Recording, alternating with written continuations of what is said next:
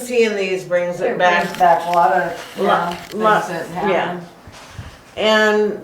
And I know that we have basically not a lot of control where this plat is concerned for, Varney. But I'm hoping that we can at least do something. So if you want to get your paperwork out, let's go ahead and start the meeting rather than just talking. Sorry, everybody, but You guys want the lights back on? yeah, I need them. I'm old. I want to start taking naps. Yeah, start taking naps. My biggest concern when I first seen the map for Barney's was our cul-de-sac down there. And the way I look at it, he's taking our cul-de-sac away. He's using it as his property because it's right away. And I don't think we should be giving up our right of way. But legally, That's an emergency turnaround. yeah, it is for an emergency turnaround, but legally we own it. I Yes, mean, it's in all of our maps, Yes. all up here. And I don't think we need to be giving it to him no. to use. So that is my reason for wanting to, basically to delay that from Tuesday's meeting and bring it up now, because I didn't want to get into the argument that night or the discussion. I was very focused on the TIF and that kind of stuff, and so it was just better to hold Well, that. another thing is if you replots those, then they're gonna go in that, where are they gonna get their water and sewer from? That's a big question. Because there is none on the backside. There is an individual sewer lift station and a 1-inch water line that goes down where that single wide was. So, I mean, theoretically, it probably could be used for one house. That's all it's sized for, in one house. How hard would it be to size it to fit 3 houses? Totally ripping it up and You would have to upsize everything. upsize everything. But that has really nothing to do with the platting procedure. Well, what happens when you plat, and that opens the door for building permits?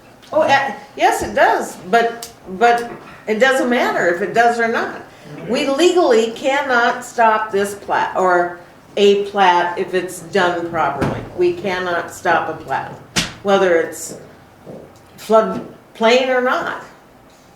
And that says right in our ordinances, Well, he can certainly replat, but what goes on after that is the problem. where the problem lies, He's been yes. totally told, he should be well aware that does not mean he's getting any other permits.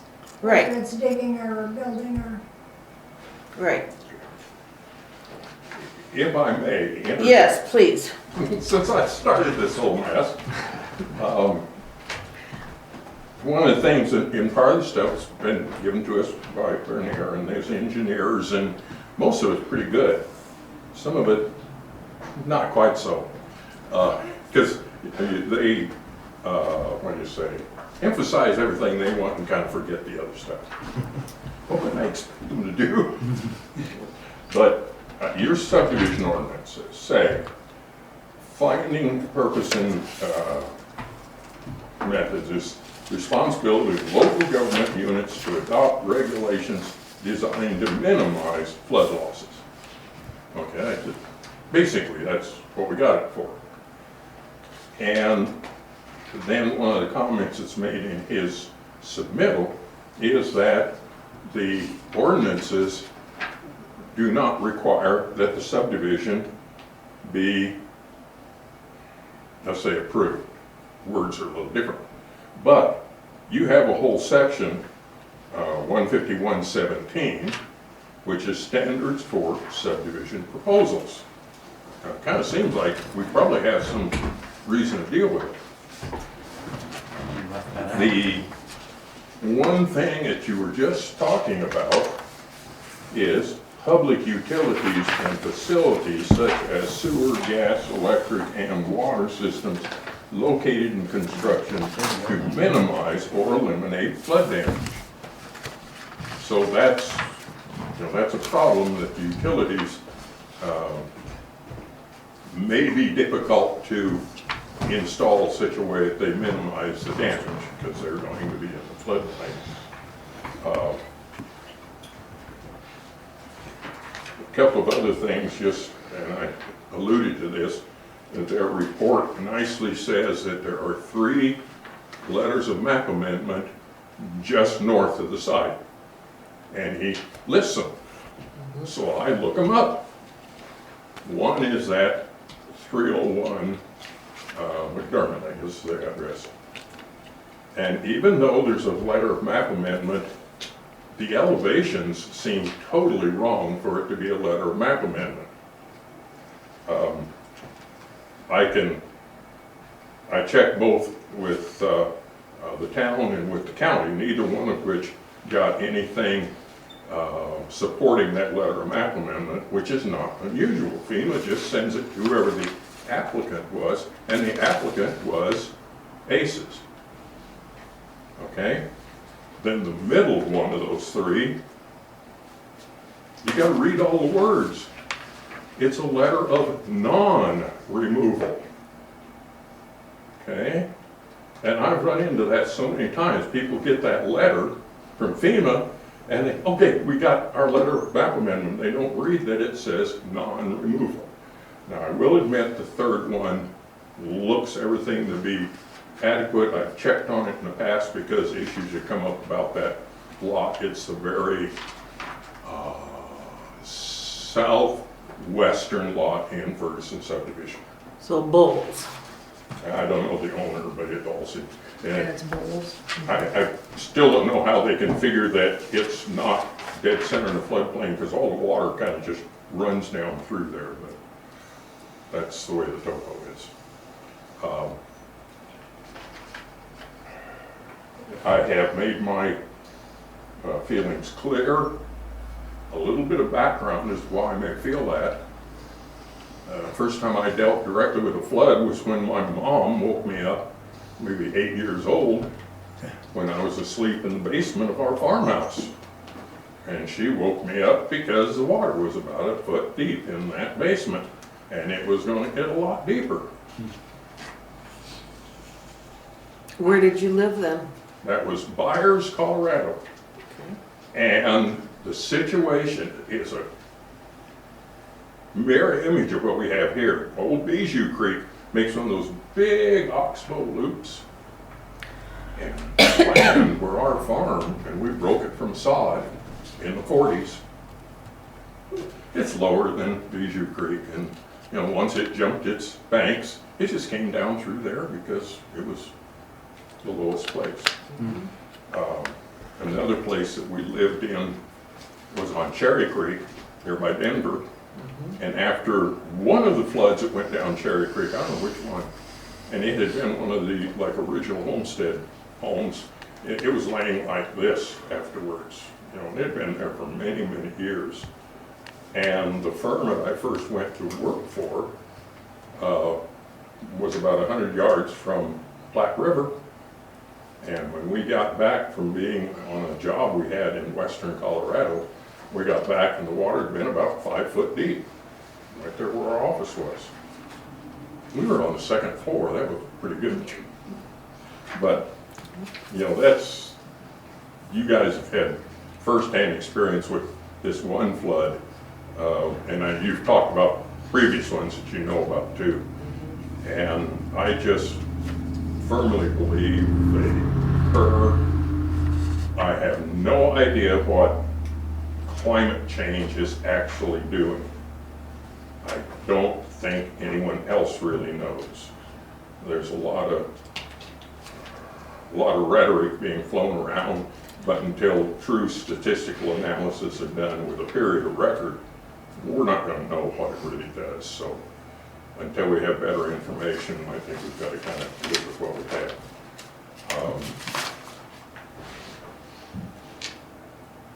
that's more than enough. You guys have, I wouldn't wish this problem on Yeah. anyone, but I'd just as soon you didn't have the possibility of dealing with it. And, oh, the comment about the cul-de-sac, anything, that really would be part of what your town engineer, in his review of the plat, one would expect is looking at those things. I'm looking at it from a floodplain standpoint, and just because I've done so many flats, those are things that I see. But yeah, you do need that turnaround there. You need to be sure that those houses on those little narrow easements, Yeah, personally, I'd never approve them. But that's, again, my personal opinion from dealing with an awful lot of cases where we've gone back. The problem is, you go back in to fix the utilities, and you don't have enough width to dig the trenches and repair the utilities, and Chuck certainly is familiar with those type of things. So there's reasons that streets are supposed to be a certain width. okay. So that basically gave us 4 good reasons to deny it, right? Am I correct on my numbers there? Because we're gonna have to have this all in order when we are speaking with Bernie.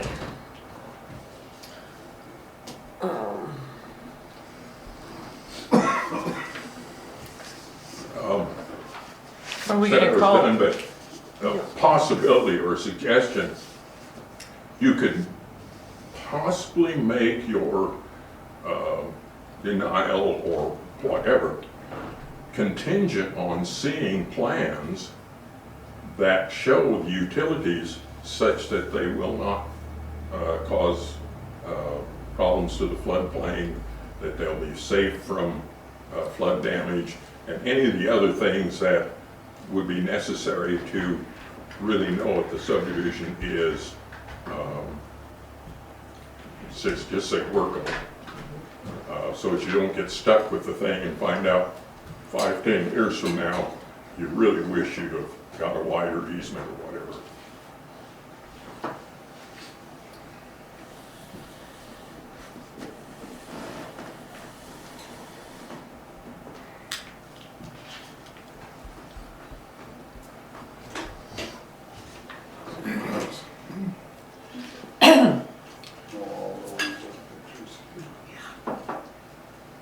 Okay, so I'm missing one.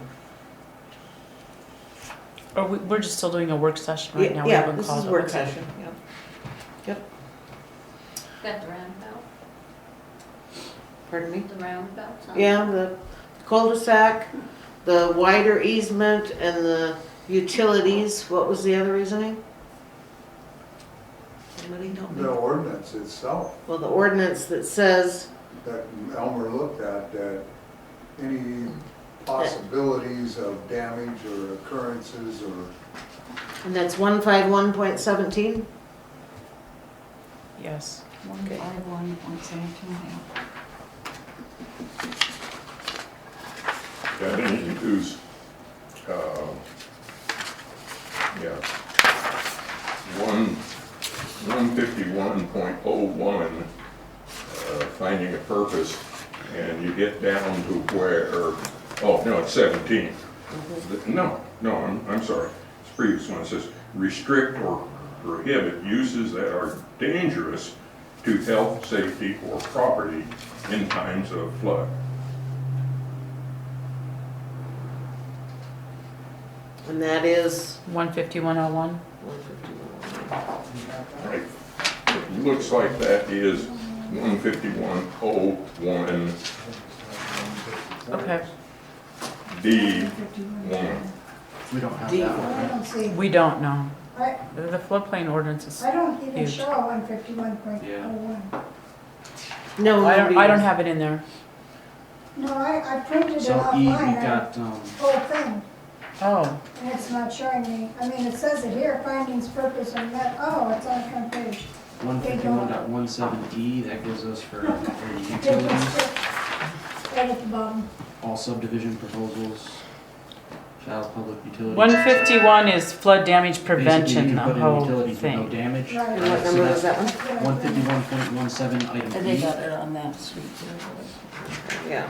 So you have to demonstrate that the subdivision can handle utilities without flood damage. Is that pretty much where we're going with that, on that, Elmer? Yeah, I think, I'm just wondering, you're saying, 151.17 item E, it says that you basically have to be able to do utilities that are protected from flood damage. okay, but I was looking at, and I think it's the one that you said you can't find. I did find it, Okay, 151.01. and it's kind of And that's the hard to purpose. find some of these things, because you've got to look them up in that,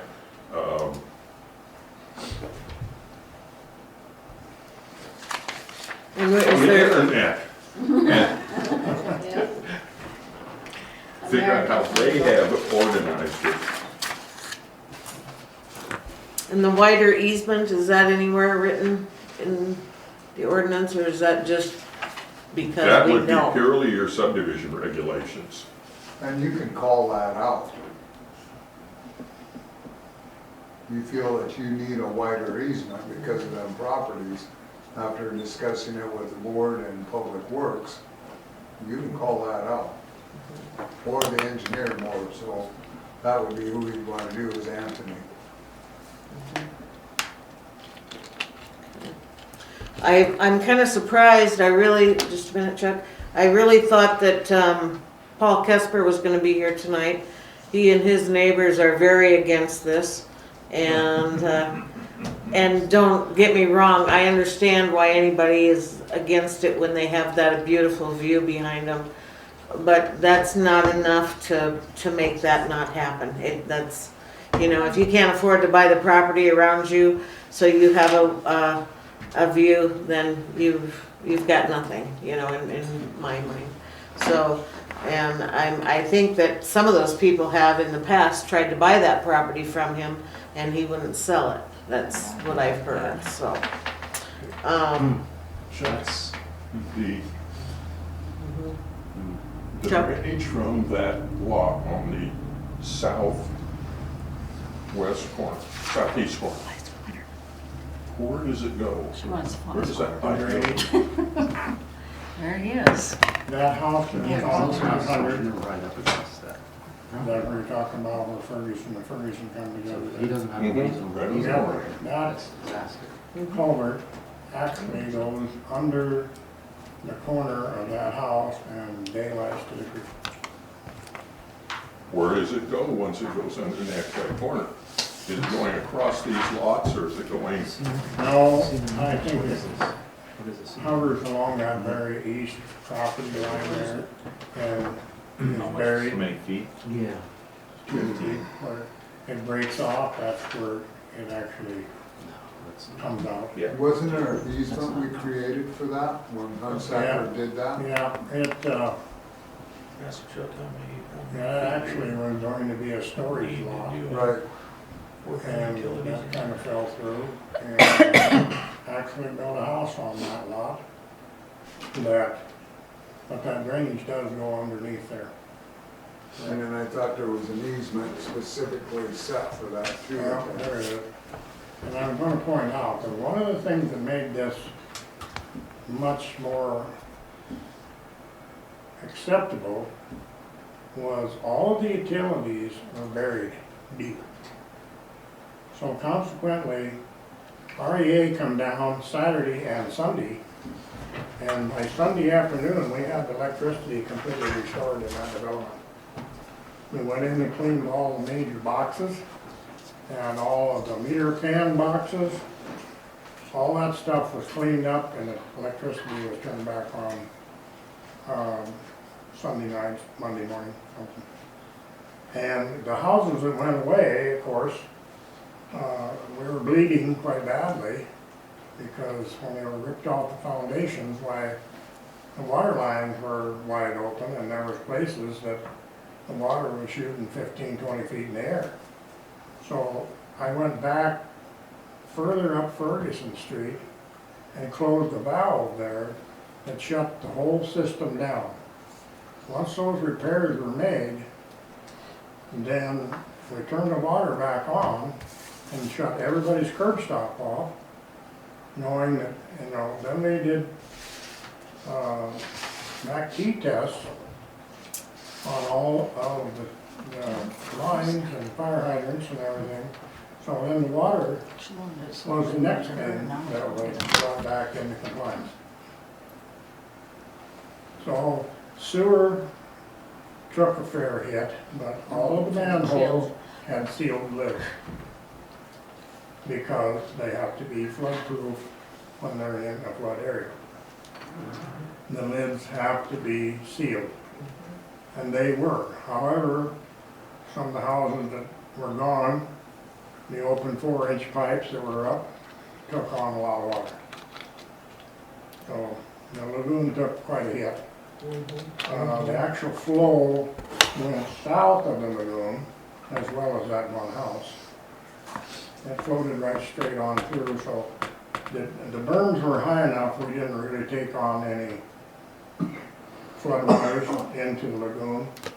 The 6-7 inches, of course, the rainwater went into the lagoon, but it actually had minimal impact on the lagoon itself.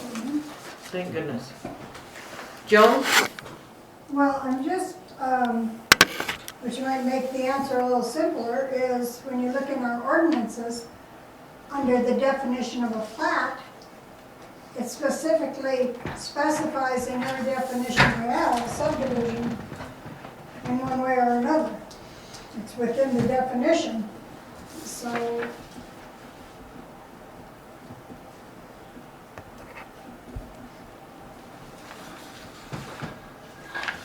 If a plat is a form of a subdivision, do you want to approve a subdivision, I guess? That seems to be what it's, I mean, they're interchangeable, plat and subdivision, essentially the same thing. Well, I think with it being 3 lots, you know, Well, I mean, my whole point originally was the fact that how can you deny him to plat? Yeah. So, but if our definitions of a plat is to subdivide, of course, you know, he can subdivide that and sell each parcel as a place for your horse. He doesn't have to build homes, if he wanted to say that, I should say. right. State its purpose. Yeah, exactly. In a simple term, there you go. And like what Linda said the other night, which was a great statement of Elmer, that we can think of the reasons to deny, but also at the same time think of the reasons, as what Joan just mentioned, to approve. That we would approve you to have horses. We would approve where Preble had his trailer, you would still put a place there if you want your son to live there. And use it as one big lot as what it is now, or a plat, and not subdivide, you know, maybe give him that option there. Otherwise, we're gonna fight you tooth and nail with what we've got here in our ordinance and how it's safety, health, and welfare.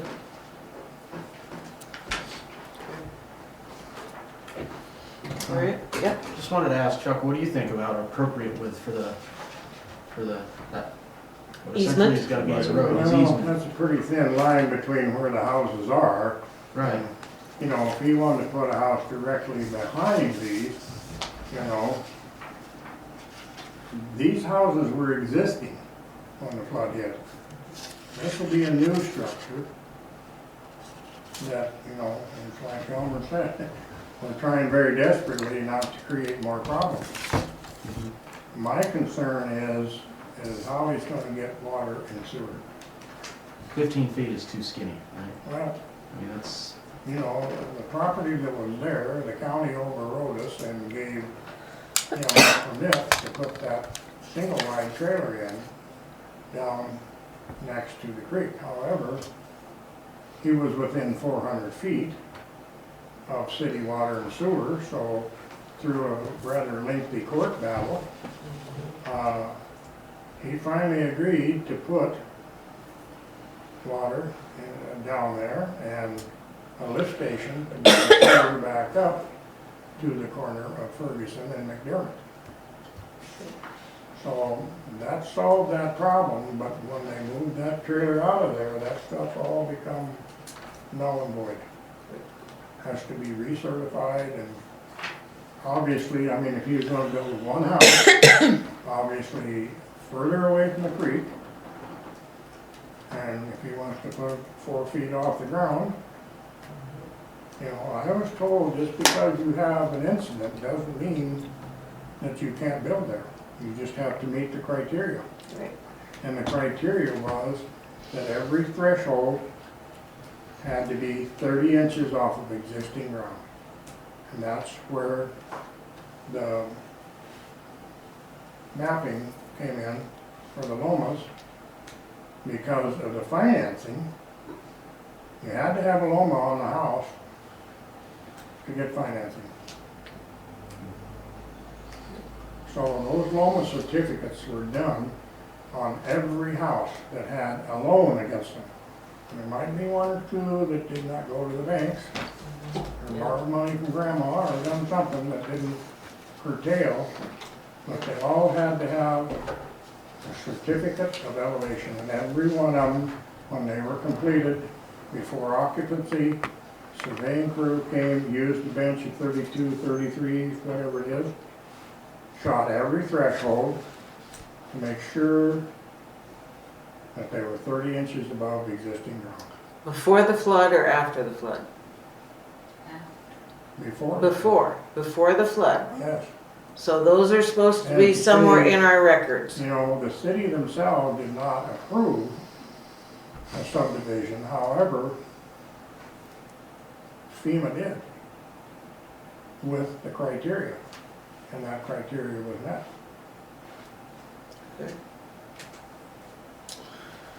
Well, And it's unfortunate, you know, will it happen again, maybe 35, 40 years, yeah, it might. Could be tomorrow. 100-year floodplain and a 500-year floodplain, and some of them have never seen water, and some of them have seen water a couple of times.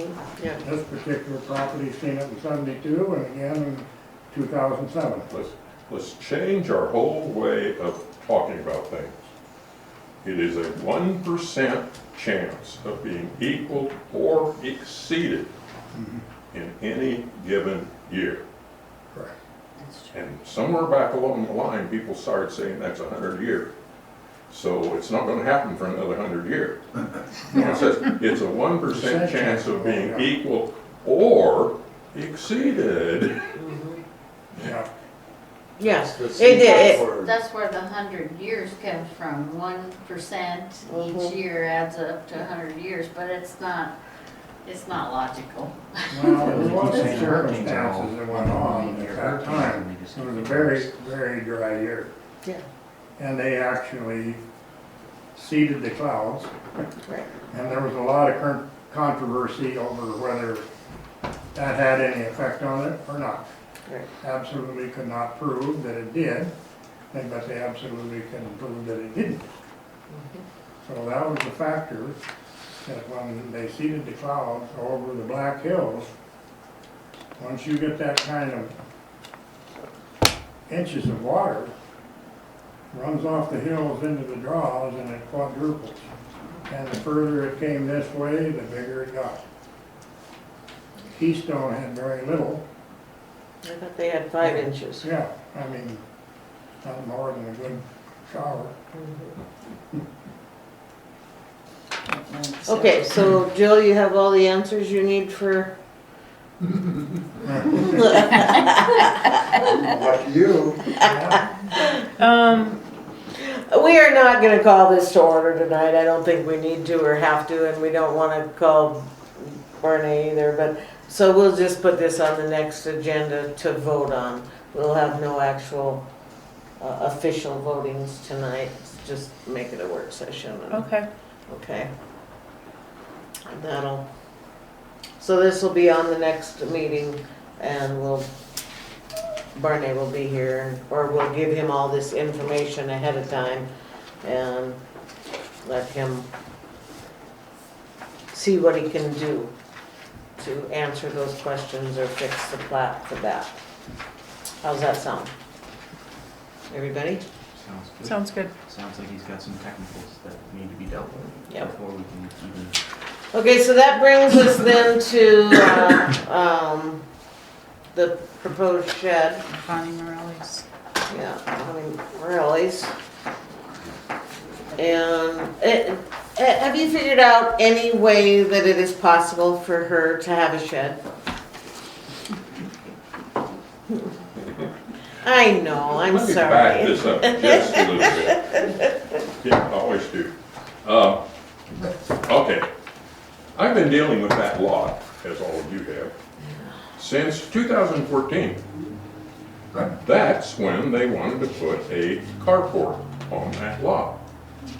And my review, just like every other one in the floodway, says encroachments are prohibited, including fill, new construction, et cetera, et cetera, et cetera, in the floodway that might increase the water surface elevation, just word for word, exactly.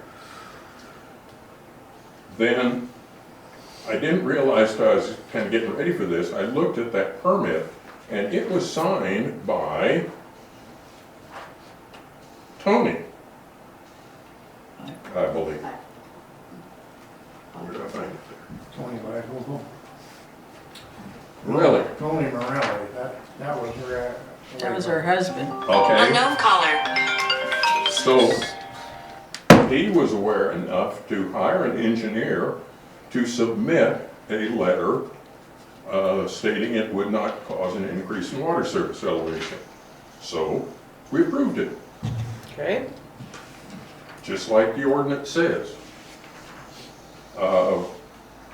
They came back in 21, and now we're dealing with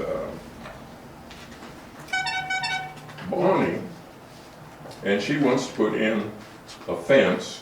Started out as a chain link, and if you remember, she wanted to put it out into the right-of-way, which we said, no, you can't put it in the right-of-way, and you really ought to put in a breakaway fence instead of a full chain link. Then, we don't hear anything until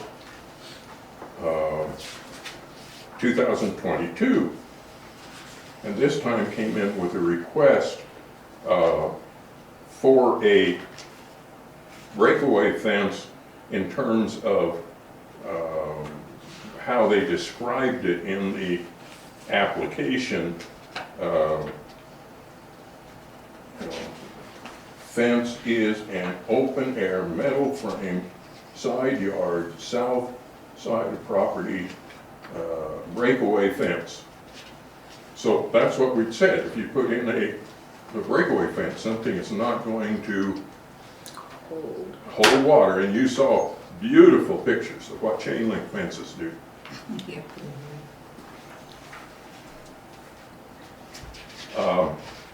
So we got through 22. I'm I with was 24. hoping we were done with it. yeah. So now we get another application, and it's for a shed. And my response is, just like it's been on the other ones, I put in the statement about floodways, and you can't have encroachments unless they are based on an engineering analysis saying it will not cause an increase in water surface elevation. I thought that was pretty straightforward. Silly me. And I thought, particularly since we'd said the same thing 3 times before.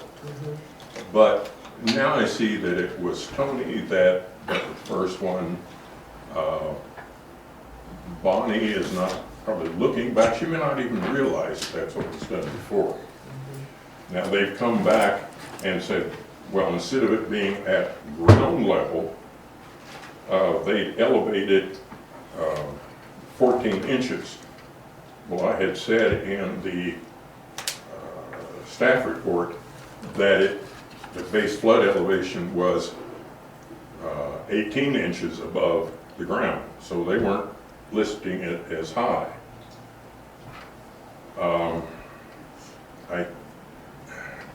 I still think just the way we've proposed it, if they want to put that shed in, get an engineer to do a floodplain analysis. There's plenty of people that do them, and I've had people ask me to do things like that in Hermosa. I will not. I look at it as a very definite conflict of interest to do something for an individual when I am the town's floodplain administrator. That's why I interpret our code of ethics for an engineer. I'm gonna blast you with this one. So then her daughter corners me when I seen her in town a couple of weeks ago. Oh, she says, yeah, we're putting a permit in to build a shed, but we also want to build a bedroom on. And I said, that ain't gonna go. I can tell you that right now, that is not gonna go.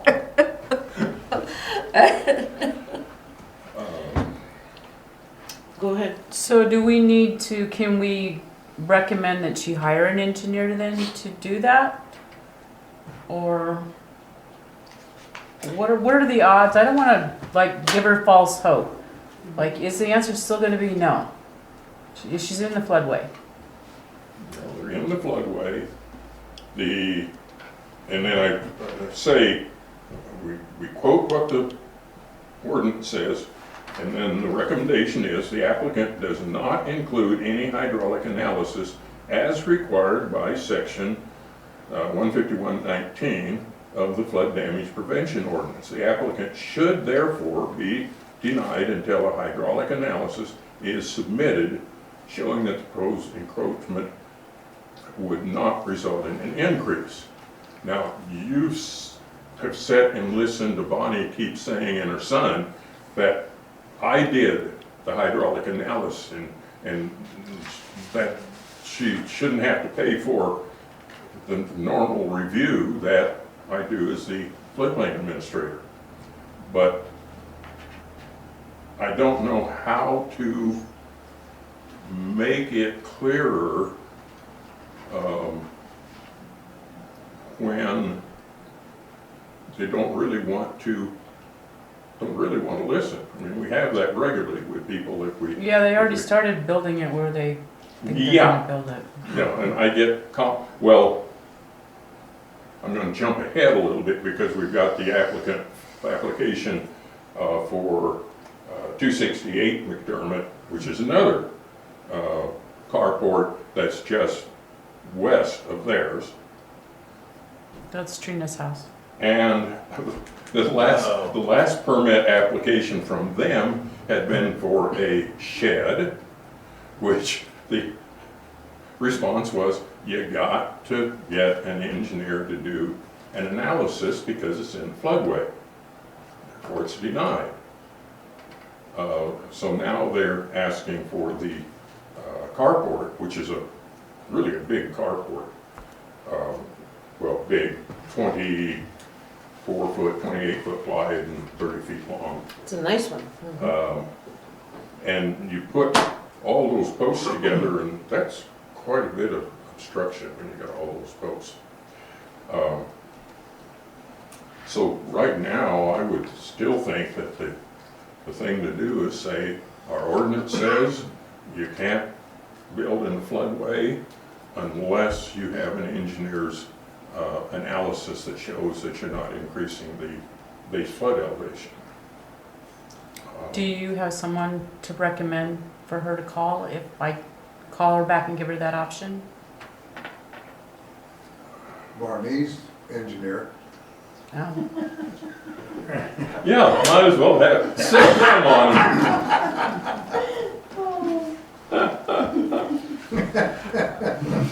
Sorry, didn't mean to throw that over. I knew it'd blow a gasket. The funny thing is there's a guy that's, I think up in Black Hawk or somewhere in that area, I think it's Tad Thingleson, like, what would that be? Swedish or some such thing. Don't put us on it. He That does a really good job on these floodplain things, and I think it's just him and maybe one other person.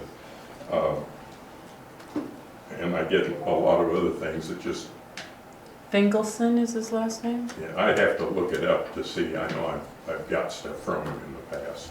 Okay. But your idea of Bernard,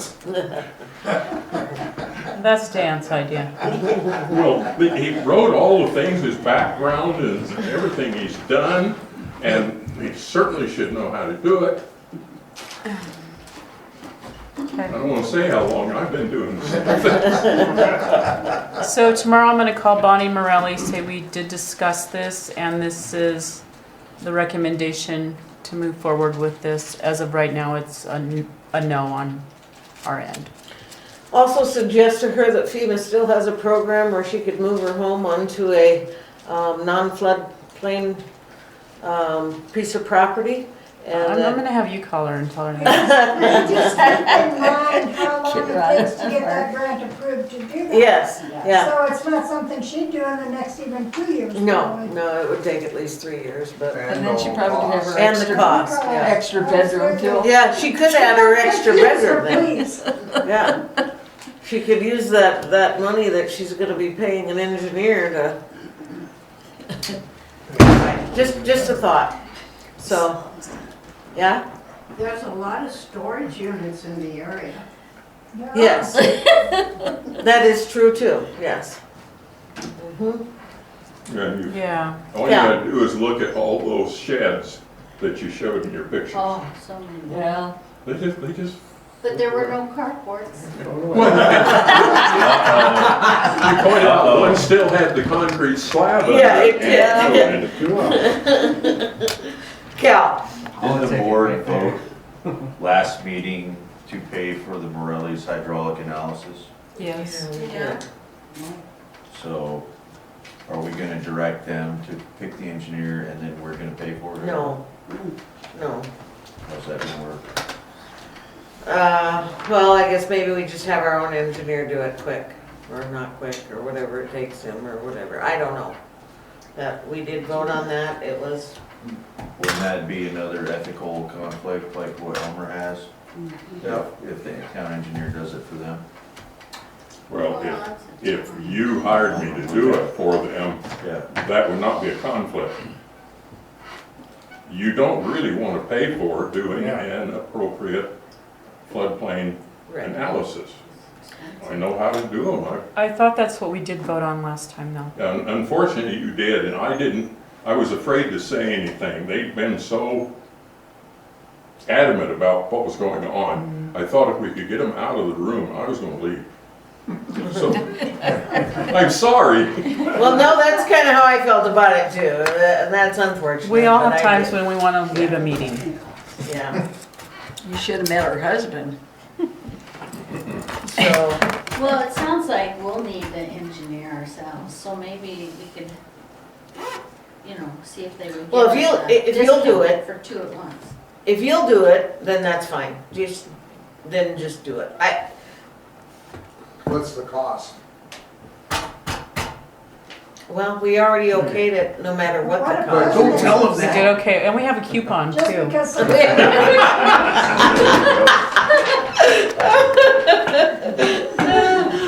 I'll get one printed up. Yeah, Joan. Just keep in mind the precedents you're setting, just because someone can't interpret and read your ordinance. Yeah, I know. What if I came to your next meeting and said blah, blah, blah? Well, I know. I didn't understand that ordinance, you pay for it. Yeah, I know. It's a bad deal. And you paid it for so many. It is a bad deal. I won't argue that point. Dan? Unless taxpayers are paying for it. And as what Joan said and what Elmer has said, after reviewing what the floodplain administrator has advised in the ordinance and in where the circumstances are, and the case of how many times she's been in, a rescission can happen of that motion and say, I'm sorry, we made a bad motion. I would like to rescind that motion, and that it's going to be the responsibility of the homeowner, if they want that model application done, to do it. so that you don't set a precedence. It's in It my was. hand. It's a good I idea. told them in 2014, It was 2021, underneath my and finger, you just wanted to 2022, hit me and now with I'm a did. fly swatter. if they listen at all. Well, we can rescind it. We can. It's kind of a bad deal, but But when you got your professionals yes. giving you advice, I know. I agree. and precedence is a great, How much money has she already spent on this? She spent 300. 330 on the yeah, engineer report and then $100 for the floodplain application. So I think she, or Yeah, the bill I submitted, Has she paid that bill? she has. she paid the 366. Whatever bill you submitted to, for her, she did pay. Oh, okay. Yep. What was that for? 368 Plus 100. plus the 100, yep. And I went back and looked at the permit that we handled back in, I think I got it here. I think it was close to the same amount for the one for the fence when we were dealing with it. In the event. Yeah, but she ended up being able to get her fence for her dog. How many dogs? Barking dogs. Well, there was 3 before that, I think. I Well, I know, got 2 now, don't Yeah, they? there's 2 just now. 2, and they don't bark as bad. No, they don't. Well, they got rid of like 2 barkers. Why would you keep it? I'm not. Okay. I did find I'd shut my window. the bill for the report in 21. 21? Yeah, 2021. Mhm. That was $268. And that was paid also. I would certainly assume so. So I think her biggest complaint was that she paid that bill and now on top of it, she needs another thing that she's supposed to pay for. She thought it, was gonna all be included in done and answer, I think. Right. So I'm gonna try to be more clear on that when people come in for floodplain stuff. Jill, I think the letter, I think the form is very clear. I know when I filled out the form that I was gonna end up paying for both things. And it was probably gonna be denied because that was kind of clear too. So, Okay. I just wanna let you know, I think it is kind of clear. Okay.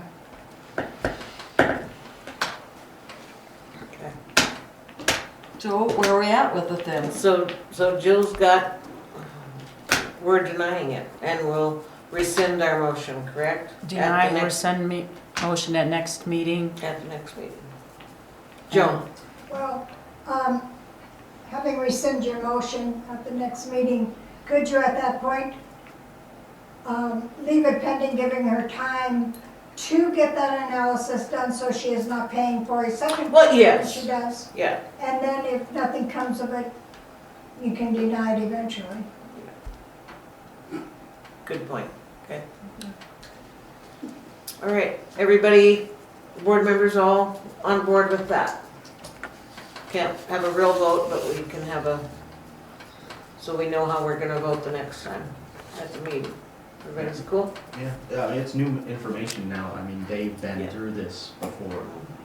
Well, like I This is said, they really- want to build a bedroom now. They've been through this several times. They should have expected When that. she said that, I this just was went, going quickly. So that's a little bit of a different scenario. Now this Okay. is starting to feel. And then you want me to send the 4 reasons you're denying to Barnier and give him time to, You any might as well, documentation because to you know he's respond. gonna wanna, He's gonna, Yeah. okay, all right, he's gonna get that done one way or another, I'm almost positive, so. okay. Okay, so the other thing that was put on the agenda was about the live stream cameras. Okay. What do you got? Yeah, so that was probably one of the things, I don't know if you've heard, that sort of thing, but people would like to see a little bit more access to what's going on in the meetings. And that is probably the most effective way to do it. We already do the audio recordings, but you listen to a recording, you kind of really don't know who's talking, not necessarily sure what's going on. It's 2024. Setting up for a live stream would be very easy, and it would be a lot. It would do a lot for the citizens to be able to have direct access. You should be coming to the meetings. Well, we've got enough space for 15 people maybe, and there are 400 in the town, so. Well, I know, but. I mean, unless we're gonna start holding the town meetings at the community center, we can't just say, come to the meetings if you wanna know what's going on in the meetings. There's probably several hundred people that have never Yeah, stepped in community here. center wouldn't hold that many people. No, Have to be the fairgrounds and the grandstands. yeah. We'll sit out there. That actually sounds like a good time. There you go. I mean, Sorry, It just okay, seems to Joe. get heated during the I winter think it's a time. great thing, and I think a lot of people are in favor of it. However, we would need a general cost before you could even decide if it's feasible. Yeah, general cost.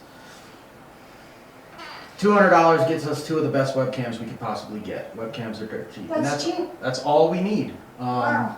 2 webcams, one pointing this way, one pointing that way. The software is called OBS Studio, completely open source and free. Takes about 15 minutes to set up. We could be live streaming, no problem. How safe is that? Um, YouTube? Well, I'm not, Well, yeah. safe.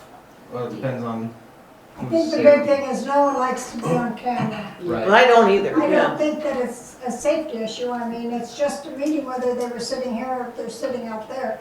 But we just don't like to see ourselves on It's- screen. It's something you get used to very quick, and then you kind of just forget about it. And then when you consider facts, I mean, yeah, first couple, a bunch of people are gonna log in and see, oh, what's drama going on, and then they'll get bored, and then before you Until know it, someone says, oh, What did the you see drama's so-and-so going on? at Well, the then- meeting?" They're not interested in the meeting if they're just interested in the drama.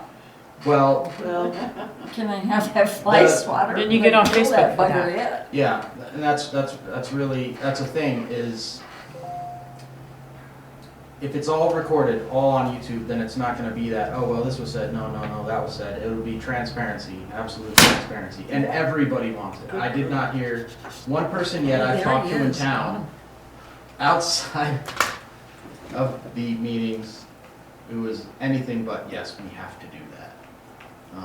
It's a very popular idea, and not necessarily something that needs approval, because any citizen could come in here with their phone, sit there, and live stream the meeting. They're allowed to film. Thank you for, freedom of the press Yeah. is, I mean, the First Amendment is a beautiful thing. So the only difference is that if we're handling it, then we can make it formal, we can make it structured. We're already gonna be doing the YouTube uploads of the audio files. I was telling Jill, there's some cool things you can do on YouTube to where, so let's say somebody was at the meeting and, oh, well, all they really wanna see is what we talked about with the floodplain shed permit.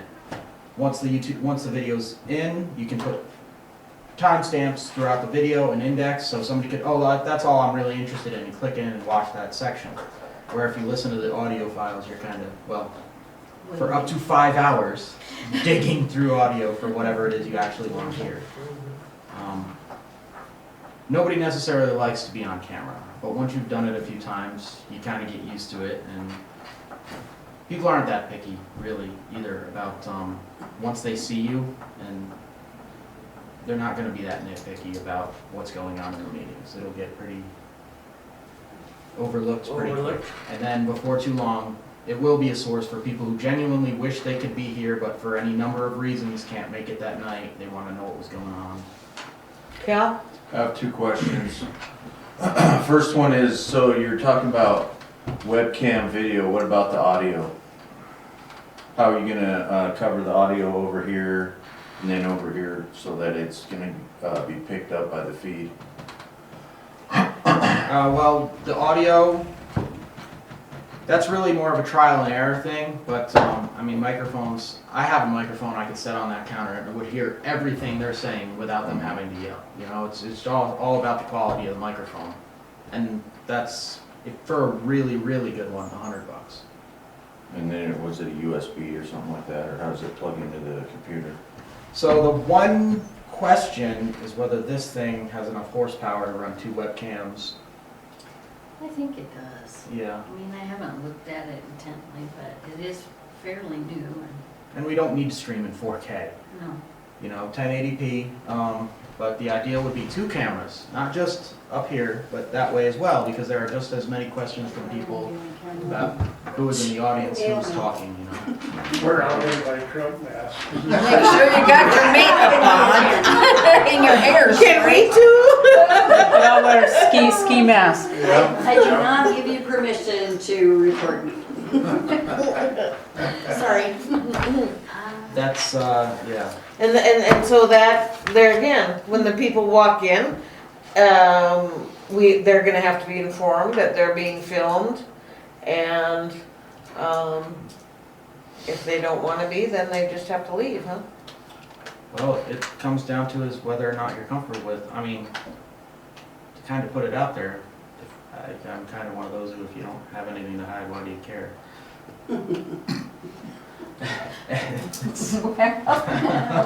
I've lived in this Joan. town for 40 years, For I can tell you a lot of particular stories. point, you could probably check or even watch some of the towns that record. I think Rapid City does. I mean, see what their preamble is, what they say to be, as the meeting starts, you know, you are being recorded.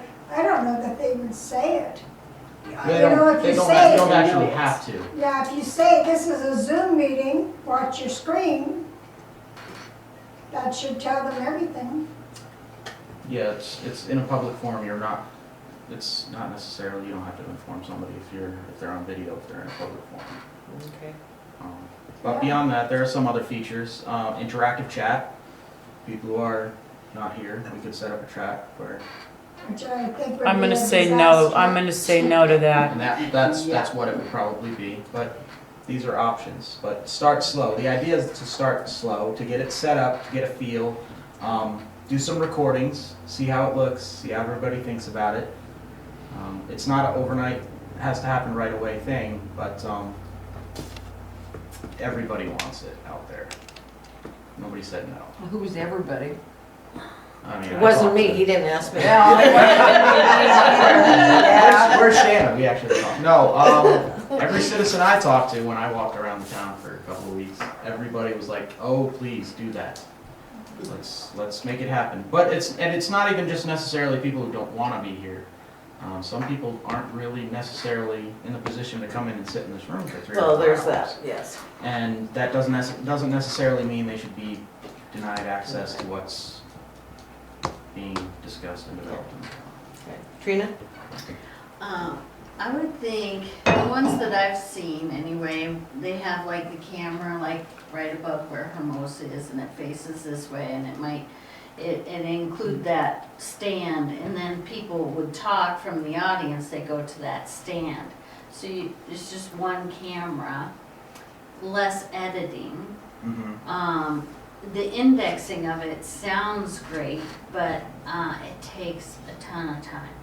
However long the meeting is, plus another hour, because you gotta watch the whole thing and stop and put a mark. Can't you do that while we're doing it, the meeting? No. You cannot, okay. Well, that could be something to the point of, while one of us is at the meeting, just check down the time. This is the time when we made the motion. Well, you could do that. You And could then you have just a, snap in and- Well, I mean, I could even say, okay, we're on item 4, it is now 6:11, or, you know, whatever. Mhm. If that would help, is my point, you know? that could help. That would reduce that. But indexing would be great.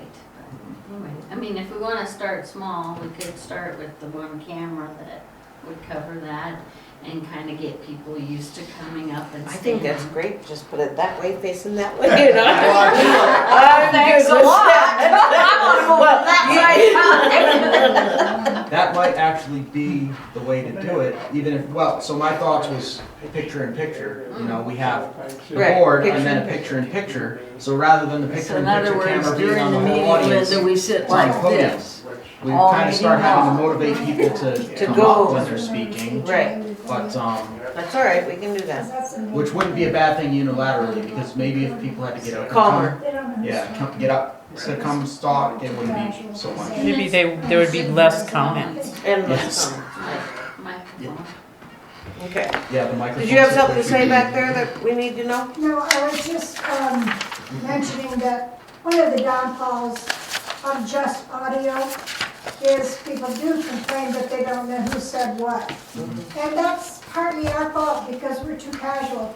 I don't, when I raise my hand and you say go ahead, I don't say, my name is Joan Harris and I want to discuss something. I just talk. And of course, they can't see me, so they don't know who it is. But whether you're doing audio or Zoom, either one, I think it's a habit we should get into. Get into? I find it very hard to remember to do it, but I still think that I should do it. Either way. Good point. Okay. All right, well, this is something and let everybody hash this out. It sounded to me like it would be $300 minimum, 300 gives us a really awesome, if that computer can handle it, then it's $300. then $300. So it is not in the budget, but it's not a horrible amount of money, but we'll need to discuss that at the next meeting also. Yes, Joan? Well, I'm with Trina, go with one camera, knock it down to 200. I'm kind of with you too. Right, When I say right 200, there. we could probably get decent cameras for $40 a piece. But that's the high end. Yeah, and I understand that. Yeah, Okay. that's like we're really good. And we don't I guess my concern would be the audio part, whether or not they can understand it. You know, because we've had Zoom meetings and you can't understand what the people are saying. That comes with how good the microphone is, so, and that would be worth spending good money on. I mean, that would, to get a better microphone to hear would be good. But you can do a little more research if you want on that, or wait until we have the next meeting. Everybody can hash that over in Maybe their some own actual price minds. quotes we can put in the packet. Yeah. Yeah, I mean, I And got. can we set that up ourselves? Oh yeah, no problem. OBS Studio, it's called, fully open source. You set up simultaneous streaming, recording. You can do formatting however you want. We could add it so it does that fancy thing that sports events and everything do. So while they're waiting on the live stream to kick up, we have a picture of Hermosa there, and it's all easy, very easy and free, completely free software. Okay. Yeah, this is kind of an overkill Joan? computer for I what's think the here. main thing is to have it on a platform that the average person knows about and can use, even if it is not, free. Did you hear that, Aaron? Average person can use. Yeah. Oh, it can operate. Yeah. Yeah, once it's set up, you open the Okay. software, click a button, and it starts doing its thing. But what about the person That wants to join that the wants to meeting. listen or look or watch? Oh, on YouTube? Mm-hmm. That would be a matter of, I mean, Oh, once- is this on YouTube? Well, it you would be- have it would to- be a- you It have would be a to- I'm YouTube. sorry, I didn't Don't you have realize to that. Yeah. pay a fee to go on YouTube? Nope, free. It's free. I had no idea. And there was a- Well, I still don't like it, but I know I'm the minority, so, I'm not it's really just, for it either. I'm not that high and there was technology. so. It's the same old website. Hear that, Chuck? You can watch it on YouTube. I photographed some of Okay, so then there is a matter that's not on the agenda that we also need to discuss, and this brings Chuck front and foremost. Having a few issues with the new water pipe that needs to go to the lagoon. Oh, yeah. Oh, yeah, everybody's, oh, Now, yeah. that is correct. Originally, what came about was at the end of Dusty Street, which is over east of Ferguson subdivision, some of that infrastructure is still in place. And the property has changed hands a couple of times. Leo originally owned it, Van Sandby. He sold it to Gary, and when the infrastructure started to get in was about the time of the flood. So when FEMA comes through and says, no, we're not driving any more nails in this neighborhood, that project kind of stopped. However, the infrastructure is still in, And that was part of what I was going to hook up to and take the water line east. Now, Dusty Street still goes straight east, still on the plat. None of that stuff has been vacated. So when we were unable to develop that property, Leo Van Sandbeek bought it back. So it was changed back from residential to ag. However, the infrastructure is still on the ground. And Alan Bishop is haying that property, and he sharpened his sickle quite a bit on the curb stops and some of the valves and sewer manholes. So he is not really objective. However, when you look at the plat, on the very south fence that separates the two properties, there is a 10-foot utility easement that goes down that corridor that will take us directly to where the water line goes under Fairgrounds Place. So in the meantime, I called Leo and I said, when we were doing the three-phase power, I said, we're going to be on your property. So, you know, we're going to get this down through and on and on. And I said, don't shoot.